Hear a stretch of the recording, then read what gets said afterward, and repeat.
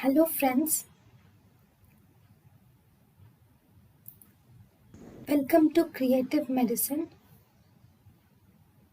In this lecture, we will learn about The drugs which can be used in hepatic failure are: in hepatic failure, the muscle relaxant of choice is etracurium, intravenous agent of choice is propofol, and inhalational agent of choice is sevoflurane. Whereas in renal failure, the uh, muscle relaxant of choice is etracurium, intravenous agent of choice in renal failure is propofol, inhalational agent of choice in renal failure is desflurane. Drugs, hepatic failure. In hepatic failure, etracurium, propofol, and sevoflurane are used, and in renal failure, etracurium, propofol, and desflurane is used.